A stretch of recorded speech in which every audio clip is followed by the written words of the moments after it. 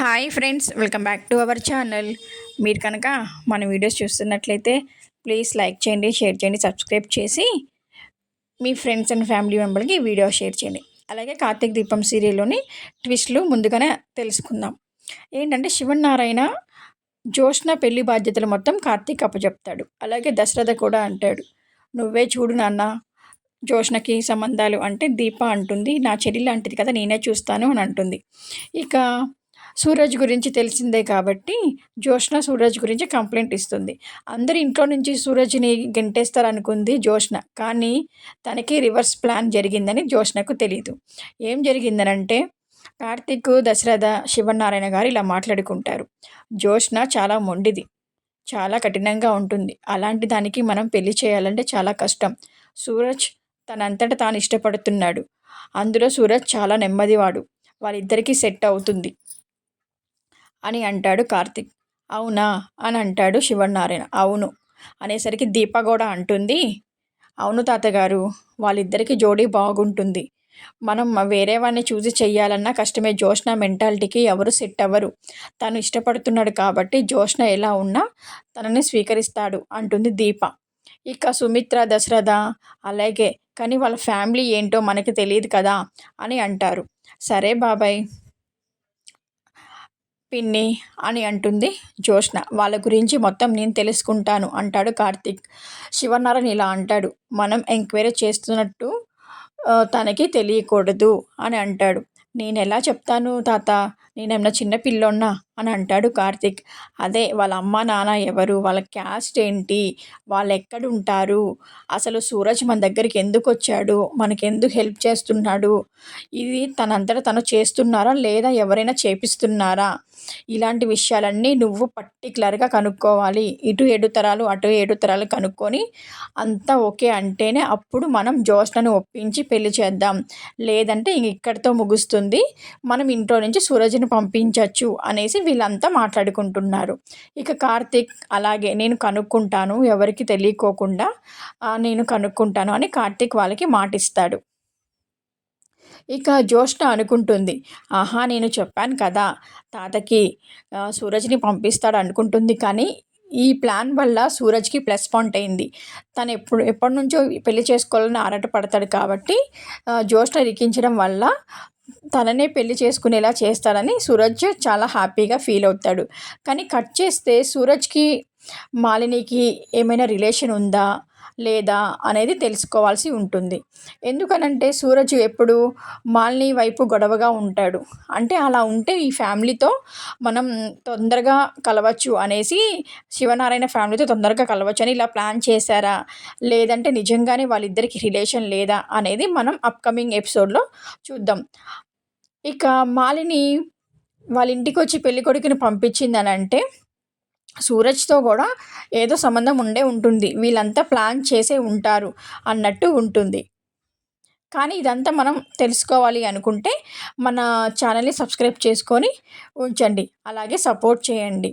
ఇక దక్షిణామూర్తి అంటాడు, నువ్వు అన్నిట్లో వెళ్ళి వాళ్ళకి టార్చర్ చేస్తున్నావు అమ్మ, ఇక వాళ్ళు మనల్ని పట్టించుకోరు, నువ్వు వెళ్ళకు అని అంటాడు దక్షిణామూర్తి. అదేంటి మామయ్య అలా అంటారు అని అంటే, వాళ్ళు మన ఇష్టం లేదనుకుంటున్నాం, వాళ్ళకి తెలియకుండా నువ్వు సంబంధాన్ని ఎందుకు పంపిస్తున్నావు అని అంటాడు దక్షిణామూర్తి. అదేంటి, తను నా ఆడబిడ్డ కూతురు కదా, నా మేనకోడలికి నేను చూడకుండా ఎవరు చూస్తారు అని అంటుంది మాలిని.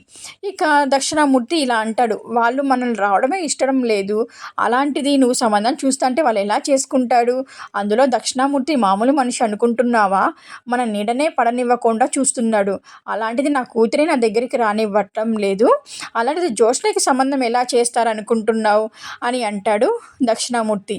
మీరేం కంగారు పడకండి మామయ్య, అంతని సెట్ చేస్తాను కదా అని అంటుంది మాలిని. అదే నమ్మకంతో ఉన్నానమ్మా, నాకు నమ్మకం ఉంది నా కూతురు ఎప్పటికైనా వచ్చిందని, కానీ నువ్వు ఏ పనులు పడితే ఆ పనులు చేసి ఆ నమ్మకాన్ని పోగొట్టకమ్మా అని అంటాడు దక్షిణామూర్తి.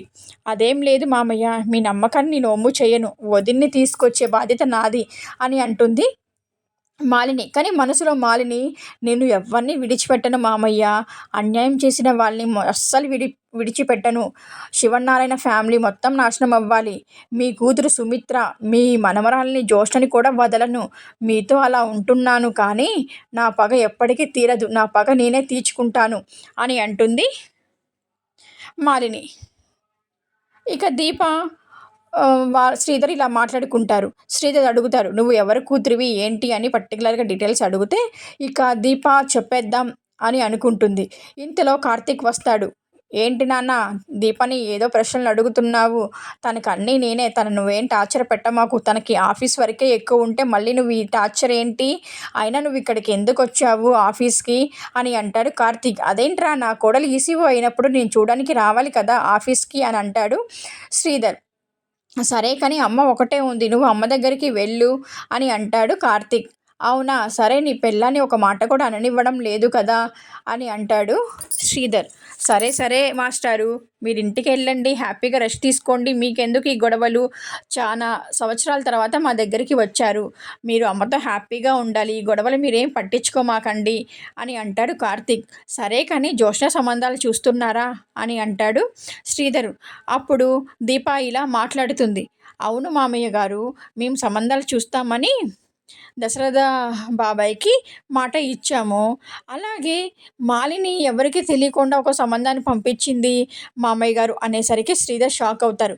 అదేంటి అసలు మాలినితో మనం మాట్లాడడం లేదు కదా! మన విషయాలు వాళ్ళకెలా తెలుస్తున్నాయి అని అంటారు శ్రీధర్. ఇంకేముంది ఉందిగా పారిజాతం, అది అన్నీ ఇక్కడి విషయాలు అక్కడ చెప్తుంది అని అంటాడు కార్తీక్. అవునా! పారిజాతం ఇంకా మారలేదా? అలానే ఉందా? దక్షిణామూర్తి వీళ్ళందరూ కలిసారా అని అంటాడు శ్రీధర్. లేదు లేదు, పారిజాతం ఏదో చెప్పింది సంబంధాల గురించి. అయితే దక్షిణామూర్తి మాలిని మన ఇంటికి సంబంధానికి పంపించారు. అయితే తాతయ్య గారు ఫోన్ చేస్తే మేము వెళ్ళాము అని అంటుంది దీప. మరి మాకెందుకు చెప్పలేదు అంటే, నేను చెప్దాం అనుకున్నాను మామయ్య గారు, కానీ బావే ఇప్పుడే ఎందుకులే, మనం అక్కడికి వెళ్ళాక అక్కడ వాతావరణం చూసి అంతా సెట్ అయింది అన్నప్పుడు మన అమ్మ నాన్నకి చెప్దాము అన్నారు. కానీ తీరా అక్కడికి వెళ్ళి చూస్తే సీన్ అంతా రివర్స్ అయింది మామయ్య గారు. అక్కడ మాలిని దక్షిణామూర్తి వచ్చారు. అసలు అక్కడ అంత పెద్ద గొడవ జరిగింది.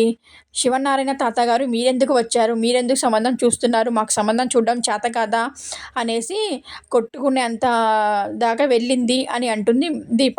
అవునా! ఇంత జరిగినప్పుడు కనీసం ఒక కాల్ చేసినా మేమొస్తాం కదా అంటే, మీరే ఇప్పుడే వచ్చారు. మళ్ళీ మీకీ ప్రెషర్ పెట్టడం మాకిష్టం లేక మేమేం చెప్పలేదు మామయ్య గారు అని అంటుంది దీప.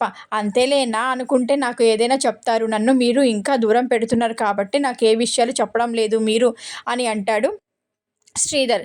అదేంటి మామయ్య అలా అంటారు? అలా అనుకుంటే నేను ఇప్పుడు చెప్పేదాన్ని కాదు కదా! నేను ఈవినింగ్ వచ్చాక మీకింటికి అందరికీ, అత్తయ్యకి, మీకు చెప్దామనుకున్నాను. కానీ మీరు ఈలోపే ఇక్కడికి వచ్చారు అని అంటుంది దీప. సరే అయితే మాలిని ఏమంది? ఇంకా వెళ్ళిందా అనంటే, ఇంకా శివనారాయణ తాతగారు మీరసలు మా ఇంటికే రావద్దు. మీకు మాకు ఏ సంబంధం లేదు. మా పిల్లకి మేమే సంబంధం చూసుకుంటామని గొడవ పడి పంపించేశాడు మామయ్య గారు అని అంటుంది జ్యోత్స్న. ఇక జ్యోత్స్న సంబంధాలకి వాళ్ళందరికీ చాలా తలనొప్పయింది. అందరూ సంబంధం చూడడంలో చాలా బిజీ అయిపోయారు.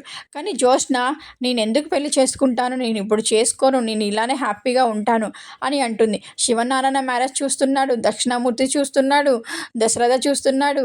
ఇప్పుడు కొత్తగా శ్రీధర్ కూడా, సరే నాకు తెలిసిన పంతులు గారు ఉన్నారు. నేను కూడా ఏమన్నా సంబంధాలు చూడమంటావా అని అంటాడు కార్తీక్‌తో.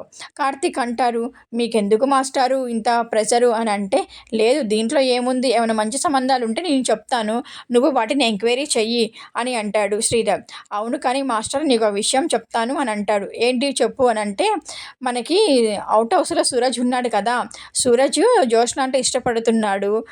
వాళ్ళిద్దరికీ పెళ్లి చేద్దామని తాతగారు అంటున్నారు. అంటే అవునా! అబ్బాయి ఎవరు అంటే, దాని గురించే ఎంక్వైరీ చెయ్యాలి అని అంటాడు కార్తీక్. ఆ అబ్బాయి అయితే బానే ఉంటాడు, నెమ్మదిస్తడు. జ్యోత్స్న కొంచెం గయ్యాలి కాబట్టి వాళ్ళిద్దరికీ మంచిగానే సెట్ అవుతుంది. అందులో జ్యోత్స్న పరిస్థితిని తెలిసి, తన మెంటాలిటీని తెలిసి ఇష్టపడుతున్నాడంటే వాళ్ళకి మ్యారేజ్ చేస్తేనే హ్యాపీగా ఉంటారు అని శ్రీధర్ ఇలా అంటాడు. అవును నాన్న, నేను అదే అనుకుంటున్నాను. కానీ వాళ్ళ గురించి ఎంక్వైరీ చేయాలి. ఎటు నుంచి మొదలుపెట్టాలో నాకేం అర్థం కావట్లేదు. తాతగారు నాకు ఈ బాధ్యత అప్పచెప్పారు అనంటే, అవునా! నీకెందుకు బాబు, నీతో పాటు నేను కూడా చూస్తాను, దీన్ని ఎంక్వైరీ చేద్దాము, ఎక్కడి నుంచి స్టార్ట్ చేద్దాం అనేది చెప్తాము, తన డీటెయిల్స్ నాకు కొంచెం చెప్పు అని శ్రీరథ్ అంటాడు. సరే నాన్న, మనం ఇక రేపటి నుంచి ఈ పెళ్లి పనులు అనేది స్టార్ట్ చేద్దాము, వాళ్ళ ఫాదర్ ఏంటి, మదర్ ఏంటి, వాళ్ళు ఎక్కడ ఉంటారు, ఇవన్నీ తాతగారు కనుక్కోమన్నారు. తనకి సూరజ్కి తెలియకుండా అంటే సూరజ్కి తెలియకుండానే కనుక్కుంటాం, తెలిసి ఎలా కనుక్కుంటాం అని శ్రీధర్ అంటాడు.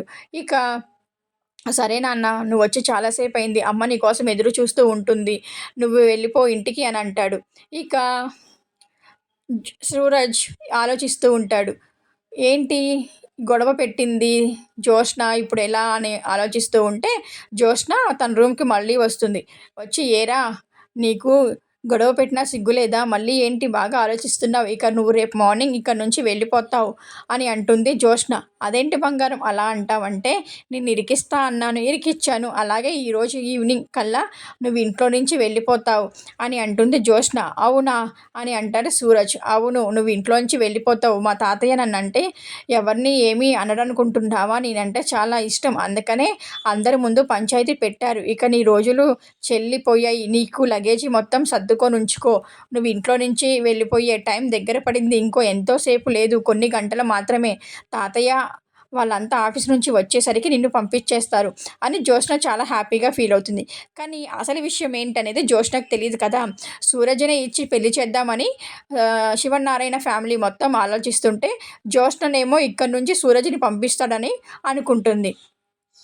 కానీ ఈ లోపలనే పారిజాతం వచ్చేసి, ఏంటి జోష్న, నువ్వు మళ్ళీ ఇక్కడ వచ్చి గొడవ పడుతున్నావా, తాతగారు ఆఫీస్ నుంచి వచ్చే టైం అయింది, మళ్ళీ చూస్తే నిన్నే అంటారు, నువ్వెందుకు ఇక్కడికి వచ్చావు, ఇక్కడ నుంచి పద మనం వెళ్ళిపోదాం అని అంటుంది పారిజాతం. ఉండురు గ్రాని, ఇక్కడ నుంచి ఇంకా సూరజ్ వెళ్ళిపోతాడు కదా, మనం పలకరించకపోతే ఎలా, మళ్ళీ సూరజ్ మనకి ఎప్పుడు కనిపించడు, ఎక్కడ ఉంటారనుకుంటున్నావు, ఎక్కడో అనాథాశ్రమంలోనో అలానే ఉండాల్సినోడు నాకు హెల్ప్ చేశాననే ఉద్దేశంతో మన ఇలా హౌస్లో ఉంటున్నాడు, ఇంత రిచ్ లైఫ్ని ఎంజాయ్ చేస్తూ మళ్ళీ మన మీదే సెటైర్లు వేస్తూ ఉన్నాడు అని తన గ్రానీతో చెప్తుంది జోష్న. సరే సరే, నువ్వెంతైనా చెప్పుకో అని అంటాడు సూరజ్. ఇక సూరజ్ జోష్న గొడవ ఇలానే కొనసాగుతూ ఉంటుంది. ఇక సూరజ్ అంటాడు, ఏ జోష్న, నేనంటే నీకు ఇష్టం లేదా అని జోష్నని ఆప్యాయతగా అడుగుతాడు. ఏంటి సూరజ్, నీకేమైనా పిచ్చా, అసలు నాకు పెళ్లి చేసుకోవాలనే ఆలోచనే లేదు, అలాంటిది నిన్నెలా చేసుకుంటాను అని అంటుంది జోష్న. ఇక పారిజాతం ఇలా అంటుంది, అసలు నువ్వు ఎవరో తెలియనోడివి, నీకు ఇచ్చి పెళ్ళి మేము ఎలా చేస్తాం అనుకుంటున్నావు సూరజ్ అని అంటుంది పారిజాతం. అదే గ్రాని, తను ఎక్కడో ఆలోచిస్తున్నాడు, ఇక్కడ నుంచి వెళ్ళిపోయే రోజులు ఇంకా కొన్ని గంటల్లో ఉన్నాయని ఇంకా సూరజ్కి తెలియదు అని అంటుంది జోష్న. సరే సరే, ఇతను ఎటుపోతే మనకెందుకు, పద మనం మన దగ్గరికి మన రూమ్లోకి వెళ్దాం అని అంటుంది పారు. సరే వస్తాను సూరజ్, ఇక నువ్వు ఎన్నో రోజులు కాదు ఎన్నో గంటల్లో వెళ్ళిపోతావు ఇక్కడ నుంచి, హ్యాపీగా ఉండు, మా జోలికి రామాకు అని అంటుంది జోష్న. మీకు కనుక మన వీడియోస్ నచ్చినట్లయితే ప్లీజ్ లైక్ చేయండి, షేర్ చేయండి, సబ్స్క్రైబ్ చేసి వీడియో ఎలా ఉందనేది చివరి దాకా చూసి కమెంట్ సెక్షన్లో కమెంట్ చేయండి. Thank you for watching.